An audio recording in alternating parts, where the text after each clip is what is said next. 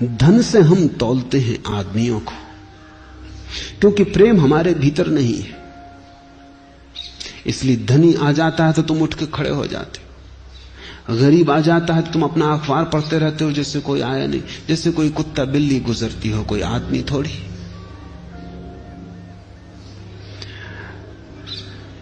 उर्दू के महाकवि हुए गालिब, बहादुर शाह ने निमंत्रण दिया था। बहादुर शाह की वर्षगांठ थी सिंहासन पर आरूढ़ होने की। तो गालिब के मित्रों ने कहा, ऐसे मत जाओ, इन कपड़ों में तुम्हें वहां कौन पहचानेगा? तुम्हारे काव्य को पहचानने की किसके पास आंख है? तुम्हारे हृदय को मापने का किसके पास तराजू है? तुम्हारे भीतर कौन झांकेगा? किसको फुर्सत है? कपड़े ठीक पहन के जाओ, ये भिखाराना वेश पसंद नहीं पड़ेगा वहां, और असंभव ना होगा कि दरवाजे से वापस लौटा दिए जाओ। फटे पुराने कपड़े एक गरीब कवि के, जूतों में छेद, टोपी जरा जीर्ण। पर गालिब ने कहा कि और तो मेरे पास कोई कपड़े नहीं है। मित्रों ने कहा, हम किसी के उधार ले आते। गालिब ने कहा, ये तो बात जमेगी नहीं, उधारी में मुझे जरा भी रस नहीं है। जो मेरा नहीं है वो मेरा नहीं है, जो मेरा है वो मेरा है। नहीं, मुझे बड़ी बेचैनी और असुविधा होगी। उन कपड़ों में मैं बंधा बंधा अनुभव करूंगा, मुक्त ना हो पाऊंगा। किसी और के कपड़े पहन के क्या जाना, जाऊंगा इसी में, जो होगा होगा। गालिब गए। द्वारपाल से जाके जब उन्होंने कहा, दूसरों का तो झुक झुक के द्वारपाल स्वागत कर रहा था, उनको उसने धक्का देके किनारे खड़ा कर दिया कि रुक अभी। जब और लोग चले गए तब वो उस पर एकदम टूट पड़ा द्वारपाल, और कहा, अपनी सामर्थ्य को ध्यान में रखना चाहिए, ये राज दरबार है, यहां किस लिए घुसने की कोशिश कर रहा है? तो उन्होंने कहा, घुसने की मैं कोशिश नहीं कर रहा, मुझे निमंत्रण मिला है।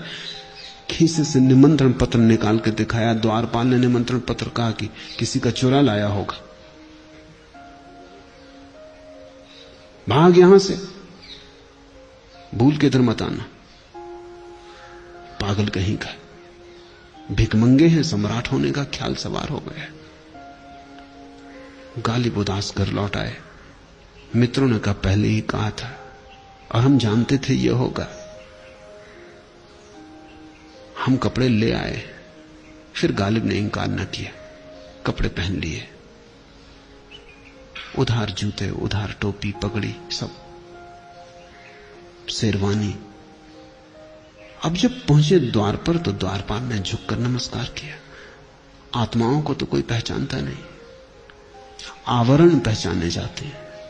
बड़े हैरान हुए, यही द्वारपाल अभी झिड़की देके अलग कर दिया था, मारने को उतारू हो गया था। अब उसने ये भी न पूछा कि निमंत्रण पत्र, पर वो थोड़े डरे तो थे ही, पहले अनुभव ने बड़ा दुख दे दिया था।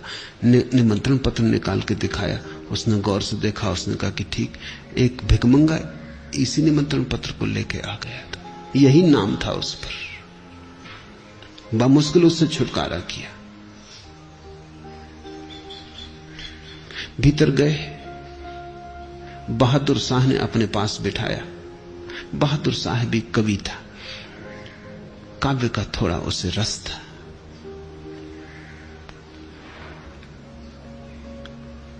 लेकिन थोड़ा चकित हुआ जब भोजन शुरू हुआ तो गालिब बगल में बैठे कुछ बेहुदी हरकत करने लगे। हरकत यह थी कि उन्होंने मिठाइयां उठाई, अपनी पगड़ी से छुलाई, कहा कि ले पगड़ी खा।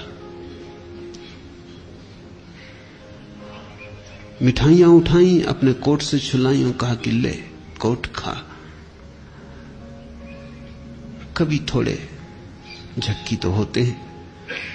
सोचा बहादुर शाह ने होगा, ध्यान नहीं देना चाहिए। शिष्ट संस्कारी आदमी का यह लक्षण है कि दूसरा कुछ ऐसा पागलपन भी करता हो तो इस पर इंगित ना करे, घाव ना छुए। वो इधर उधर देखने लगा, लेकिन ये जब लंबी देर तक चलने लगा और गालिब ने भोजन किया ही नहीं और ये कपड़ों को और जूतों तक को भोजन करवाने लगे, तो फिर बहादुर शाह से न रहा गया। शिष्टाचार की भी सीमा है। उसने कहा, क्षमा करे, उचित नहीं कि दखलंदाजी दूं, उचित नहीं कि आपकी निजी आदतों में बाधा डालूं। होगा आपका कोई रिवाज होगा, कोई क्रियाकांड होगा, मुझे कुछ पता नहीं, आपका कोई धर्म होगा, मगर उत्सुकता बस मैं पूछना चाहता हूं कि आप कर क्या रहे हैं? ये कपड़े, कोट, जूता, पगड़ी, इसको भोजन करवा रहे? गालिब ने कहा कि गालिब तो पहले भी आया था, उसे वापस लौटा दिया गया, वो फिर नहीं आया। अब तो कोट कपड़े आए हैं, ये भी उधार है।